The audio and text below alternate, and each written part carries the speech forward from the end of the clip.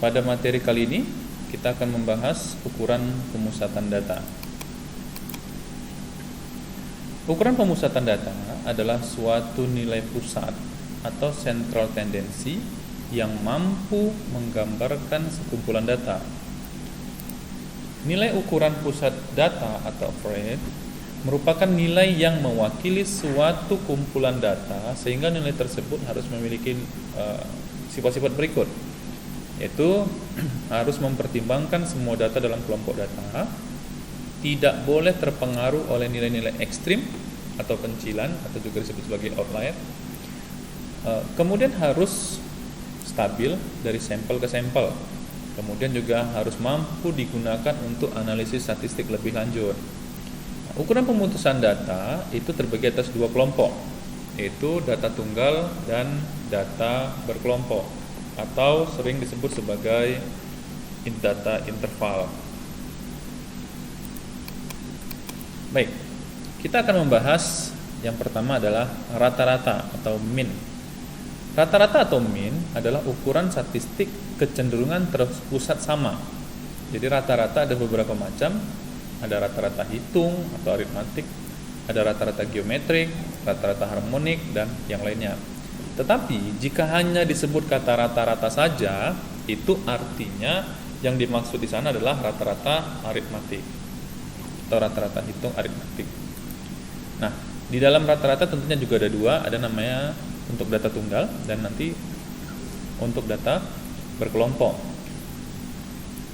Untuk data tunggal, penghitungan rata-rata dilakukan dengan menjumlahkan nilai data suatu kelompok tertentu atau suatu kelompok sampel, kemudian dibagi dengan jumlah sampel tersebut.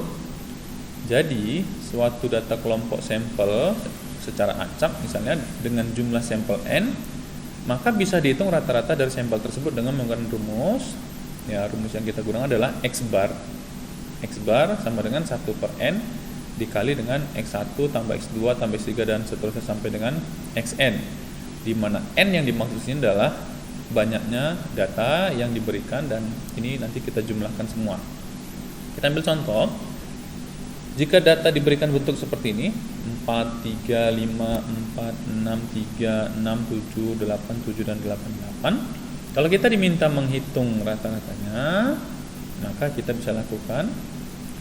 Nah, di sini kita lihat tadi bahwa banyak data kita ada 12 ya, banyak data kita ada 12 ini. Data kita ini jumlahnya ada 12. Ya, banyaknya ada 12. Maka n kita adalah 12, sehingga bisa kita buat sini menjadi 1 per 12. Karena banyak data kita ada 12. Menjadi 1 per 12. Lalu data-data tersebut dijumlahkan, yaitu 4 tambah 3 tambah 5 tambah 4 tambah 6 tambah 3 tambah 6 tambah 7 tambah 8 tambah 7 tambah 8 tambah 8. Kita jumlahkan semua, dapatlah di sana jumlahnya 69. Sehingga kita bisa hitung menjadi 1 per 12 dikali 69. Sehingga bisa kita peroleh 5,75. Nah, itulah rata-rata dari data yang kita peroleh tersebut.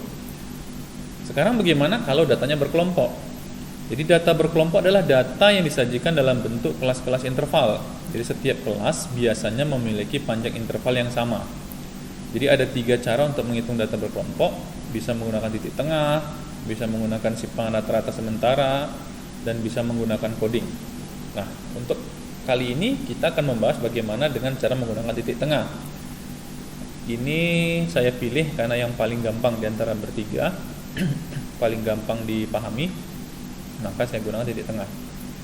Nah, X bar, rumusnya X bar sama dengan sigma X, sigma I sama dengan 1 sampai K, lalu FI dikali dengan XI, jadi sigma FI XI, dibagi dengan sigma I sama dengan 1 sampai K untuk FI-nya. Oke, kita ambil contoh saja. Nah, misalkan di sini ada 30 mahasiswa mengikuti UAS. Data UAS mahasiswa dibuat dalam bentuk kelas-kelas interval berikut. Jadi nilainya 90 sampai 99 ada 1 frekuensinya, ada 1 mahasiswa. Kemudian 80 sampai 89 ada 6 mahasiswa.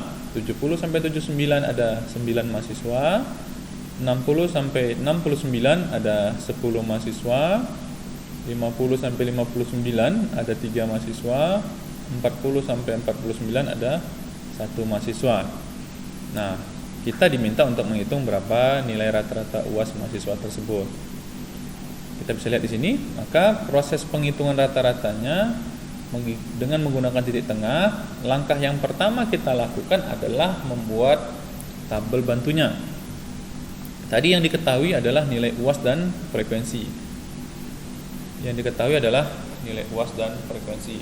Artinya nilai UAS dan nilai frekuensi ini diketahui. Maka yang langkah berikutnya adalah kita mencari titik tengah. Titik tengah ini kita peroleh dari nilai-nilai UAS. Ya, sebenarnya titik tengah ini sudah kita pelajari di materi sebelumnya. Jadi 90 sampai 99 titik tengahnya adalah 94,5. Kemudian 80 sampai 89 adalah 84,5, 70 sampai 79 74,5, 60 sampai 69 adalah 64,5, 50 sampai 69 adalah 54,5, 40 sampai 49 adalah 44,5. Nah, kemudian setelah kita memperoleh titik tengah, langkah selanjutnya yang dilakukan adalah kita melakukan perkalian antara frekuensi dan titik tengah tersebut, atau dilambangkan dengan FIXI. Kita kalikan ini kemari, dapat hasilnya 94,5. Kalikan lagi kemari, dapatlah 507. Ini kita kalikan kemari, dapat 670,5. Ini kita kalikan, dapatlah 645. Ini kita kalikan, dapatlah 163,5. Yang ini juga kita kalikan, dapatlah 44,5. Setelah kita dapat hasil-hasil tersebut, frekuensinya kita jumlahkan 30, ya, ini kita jumlahkan semua ke bawah, dapatlah 30.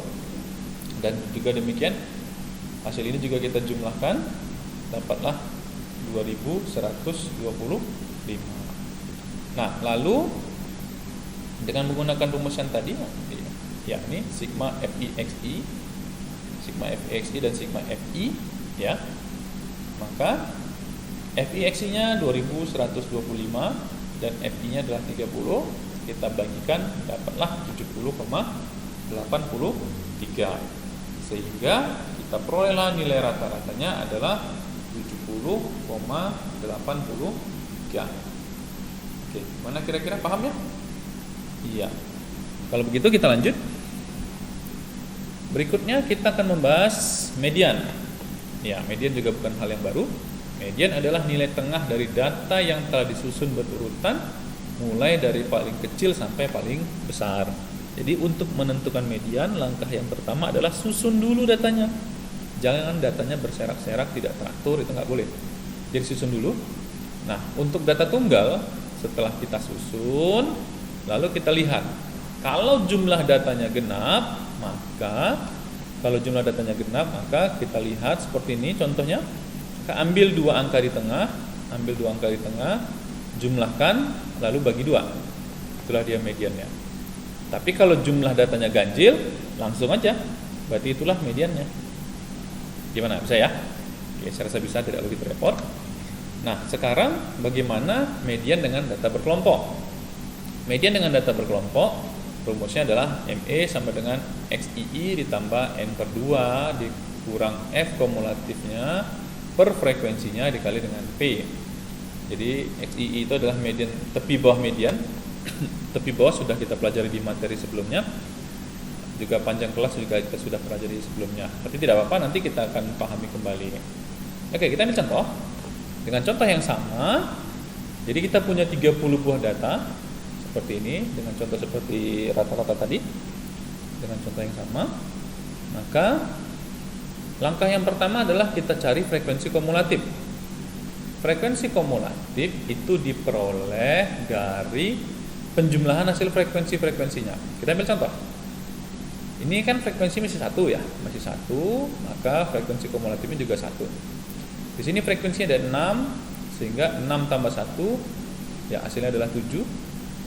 Maka frekuensi kumulatifnya adalah 7. Lalu sini 9 tambah 6 tambah 1, maka frekuensi kumulatifnya adalah 16. Demikian juga di sini ada 10, sehingga frekuensi kumulatifnya 10 tambah 9, tambah 6, tambah 1, maka diperolehlah 26. Ini 3 frekuensinya, tambahkan 10, tambah 9, tambah 6, tambah 1, dapatlah 29. Dan pada saat frekuensinya 1, kita jumlahkan, dapatlah frekuensi kumulatifnya 30. Nah, dengan menggunakan rumus yang ada, maka langkah yang pertama kita kerjakan adalah tentukan dulu di mana kelas median. Kelas median kita bisa peroleh dari frekuensi kumulatifnya, kita bagi 2. Nah, frekuensi kumulatifnya tadi berapa? 30 ya.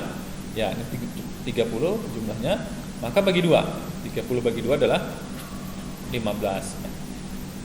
Maka langkah yang berikutnya, tentukan di mana frekuensi kumulatif 15. Bukan angka 15, tapi data ke-15. Nah, kita lihat di sini. Di sini masih 1 ya, masih 1. Sudah 15? Belum. Sekarang 7. Sudah 15? Belum. Sekarang 16. Sudah 15? Ya, sudah.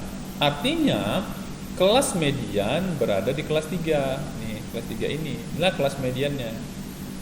Nah, kalau kita sudah menemukan kelas median, langkah yang berikutnya adalah menentukan tepi bawah kelas median. Tentukan 70, maka tepi bawahnya adalah 69,5 ya, 69,5. Dapatlah tepi bawahnya 69,5. N-nya tadi 30, berarti 30 per 2 dikurang FK. FK-nya berarti kumulatif sebelum dia. Kumulatif sebelum dia adalah 7. Oke. Lalu frekuensinya ada berapa? Frekuensinya ada 9. Panjang kelasnya ada 10. Ya, hitunglah ini ada 10. 70 sampai 79 ada 10. Ya, ingat dalam menghitungnya 70-nya dihitung ya. Oke, maka kita lakukan penjumlahan operasinya, dapatlah nilainya 78,39. Sehingga kita bisa peroleh mediannya adalah 78,39. Sampai sini oke? Dipahami ya? Baik. Berikutnya kita akan membahas modus atau sering disebut juga sebagai mod. Modus dalam mengenai MO adalah suatu kelompok data yang nilainya sering muncul atau data yang paling banyak didapatin. Itu ya modus. Nah, jadi jika dalam satu kelompok data memiliki lebih dari satu nilai data sering muncul, maka disebut dapat memiliki modus lebih dari satu. Itu ya. Ya, jadi kelompok data yang memiliki 2 modus disebut dengan bimodal, sementara data yang memiliki 2 modus disebut sebagai multimodal. Kita ambil contoh. Untuk data tunggal nanti biasanya akan ada 3 jenis modusnya, bukan 3 jenis, ada 3 kasus yang akan ditemukan. Yang pertama, modusnya tunggal atau data yang paling banyak muncul itu semua ada satu data. Kalau kita lihat di sini di data-data ini, coba perhatikan dengan sesama, data angka berapa yang paling banyak muncul?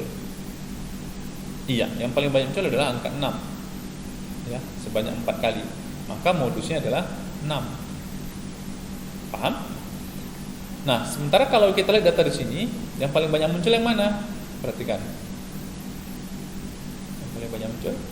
Ya, yang paling banyak muncul itu angka 3, 1, 2, 3. Dan juga angka 5, 1, 2, 3. Berarti angka 3 dan 5 dinyatakan sebagai modus.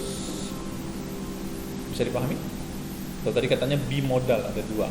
Nah, sekarang kalau kita lihat data di sini, kita lihat datanya di sini ada data-data ini. Nah, mana modusnya atau mana paling banyak muncul? 4-nya ada 1, 2, 3, 5-nya ada 1, 2, 3, 6-nya juga ada 1, 2, 3, 7-nya juga ada 1, 2, 3. Jadi semua angka muncul bersamaan, tidak ada yang lebih banyak. Maka data ini dinyatakan sebagai tidak memiliki modus. Hati-hati. Tidak memiliki modus. Modusnya bukan 4, 5, 6, dan 7, tapi tidak memiliki modus. Karena semuanya muncul bersamaan dengan jumlah yang sama banyak. Bisa dipahami ya? Oke. Sekarang bagaimana dengan data berkelompok? data berkelompok modusnya adalah MO ditambah dengan B ditambah B1 per B1 tambah B2 kali P. Jadi B di sini adalah batas bawah kelas interval, P-nya panjang, B1 frekuensi sebelumnya dan B2 sesudahnya. Nanti kita lihat. Kita ambil contoh dengan contoh yang sama. Kalau ada soal seperti ini, maka untuk menentukan modusnya, yang pertama sekali adalah tentukan di mana kelas modus. Di mana kelas modus? Nah, di mana kelas modus? Kalau kita lihat di sini ya, kelas modus adalah kelas yang paling banyak frekuensinya. Mana yang paling banyak frekuensinya? Iya, yang paling banyak frekuensinya adalah 10. Ya, maka 10 atau kelas 4 ya, ini kelas 4. Kelas 4 ini dinyatakan sebagai kelas modus, kelas dengan frekuensi terbesar. Sehingga kita bergerak dari sini, dari kelas 4 ini. Kita bergerak dari kelas 4. Pertama kita tentukan dulu tepi bawah kelas modus. Tepi bawah kelas modusnya berarti berapa? Dan kalau di sini batasnya 60, berarti tepi bawahnya adalah 59,5 karena kita kurangkan setengah ya. Kita perolehlah 59,5.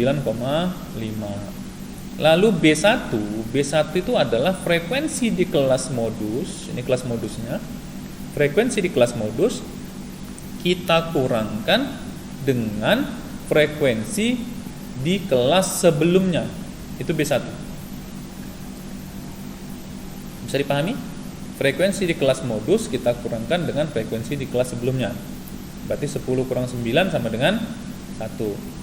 Sementara B2 adalah frekuensi di kelas modus dikurang dengan frekuensi sesudahnya. Berarti 10 kurang 3 sama dengan 7. Bisa dipahami kira-kira? Coba pahami sebentar. Berarti kalau B1 dengan sebelumnya, kalau B2 dengan sesudahnya. Oke, baik, kita lanjut. Maka kalau kita lihat rumusnya seperti ini, berarti tadi 59,5 dia dapat tadi dari tepi bawah. B1-nya adalah 1, B1-nya 1, B1-nya 1, dan B2-nya adalah 7. Sehingga kita jumlahkanlah 59,5 ditambah 1 per 8 kali 10 sama dengan 60,75. Maka 60,75 adalah modusnya. Sampai sini oke? Baik. Berikutnya kita, kalau sudah oke, kita akan coba bagaimana menentukan pemusatan data tadi dengan menggunakan SPSS. Ya. Pada materi sebelumnya kita sudah membahas bagaimana menentukan nilai, atau menginput nilai untuk masuk ke dalam worksheetnya SPSS ya. Nah, jadi kita lihat data di sini ada 2 kolom yaitu nilainya seperti ini dan klasifikasinya seperti ini.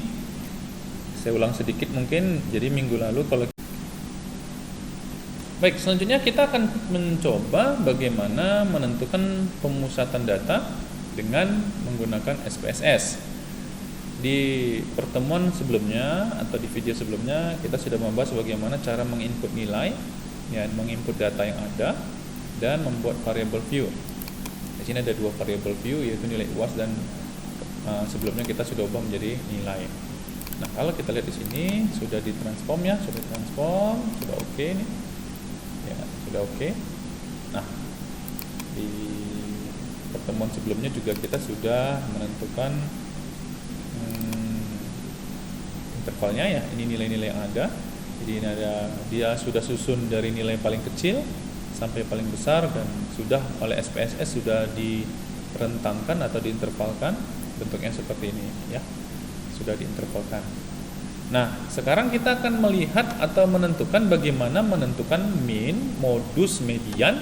Bahkan kita akan coba menentukan kuartil ya. Baik. Setelah kita peroleh variable view-nya, maka kita sudah menentukan dapat hasil output seperti ini. Kemudian kita pilih analyze. Oke, kita pilih analyze. Sama, kita gunakan deskriptif statistik. Lalu kita pilih frequencies. Nah, pada saat frekuensis mungkin kita bisa pindahkan dulu yang nilainya. Jadi kita hanya memilih untuk nilai UAS. Kita akan memilih nilai UAS statistiknya. Kita akan milih UAS, lalu kita pilih statistik. Nah, di statistik akan muncul tab baru dengan banyak pilihan. Min artinya rata-rata. Kita akan lihat median. Median kita akan lihat mode atau modus, kita akan lihat sum itu penjumlahan. Kebetulan kita tidak bahas sum kali ini. Nah, kalaupun dia mau mengetahui sumnya berapa silahkan aja. Nah, tiga ini dulu kita bahas, min, median, dan mode. Seperti teori yang telah kita pelajari tadi. Oke, kita continue. Setelah kita continue, kita okekan. Nah, maka akan muncul di output baru. Kita memiliki min 72,17, median 72,50, dan modusnya 65. Oke, kira-kira sampai sini. Nah, timbul pertanyaan. Jadi kalau bagi yang jeli, bagi yang memahami benar, tadi timbul pertanyaan. Kita ambil contoh sederhana modus. Modus di sini kita temukan adalah 60,75. 60,75. Sementara di SPSS kita peroleh modusnya adalah 65,00. Kenapa terjadi perbedaan? Ya, kenapa terjadi perbedaan? Dan mana yang lebih valid atau mana yang lebih benar? Terjadi perbedaan karena pada penghitungan manual yang kita lakukan di sini, ya dengan menggunakan rumus ini, pengguna data interval itu tidak betul-betul sahih, dia tidak betul-betul pas. Kenapa? Dia hanya merekayasa atau menaksir 80 atau seperti ini ya, 40 sampai 49 ada satu frekuensinya, ada satu nilai yang terdapat di sini. Kita tidak bisa prediksi ini nilai berapa, tapi yang jelas antara 40 sampai 49 ada satu. Bisa 40, bisa 41, bisa 42, bahkan bisa 49. Jadi dia masih rancu. Namun dia di antara interval tersebut, maka hasilnya tidak pas. Apakah ini bisa digunakan? Bisa, karena ini dia adalah hasil taksiran. Nah, bagaimana dengan SPSS? SPSS dia benar-benar menggunakan data real. Dia menggunakan data real. Maka dia bisa bilang modusnya atau moodnya adalah 65. Dia menggunakan data real. Kita lihat data realnya. Data realnya kita kembalikan ke sini, kita kembalikan ke data view. Nah, maka data yang paling banyak di sini adalah 65. Itu dia. Kita lihat di sini 65 ada 65.1, 65.2, 65.3, 65, ya ada 3, ada 4 sorry, itu lagi nih 65. Jadi ada 4 nilai 65. Itu real dia betul. Jadi memang betul-betul mencari dari data mentahnya. Nah, bukan data interval. Sehingga hasilnya bisa lebih sahih, bisa lebih pas. Jadi SPSS itu lebih pas daripada kita mencari manual. Oke, sampai sini bisa dipahami ya? Nah, kita lanjut. Tadi kita sudah menentukan 3 hal, yaitu min, median, mode. Ya, tadi kita lihat data hasil di sini adalah min, median, mode atau modus. Minnya 72,17, mediannya 72,50, dan mode-nya atau modusnya adalah 65. Kita akan cari yang berikutnya adalah kuartil. Quartiles. Kuartil itu membagi 4. Berarti data kita akan dibagi 4. Logika berpikirnya, kalau suatu data akan dibagi 4, berarti pembaginya ada berapa? Jadi kuartil itu adalah pembagi.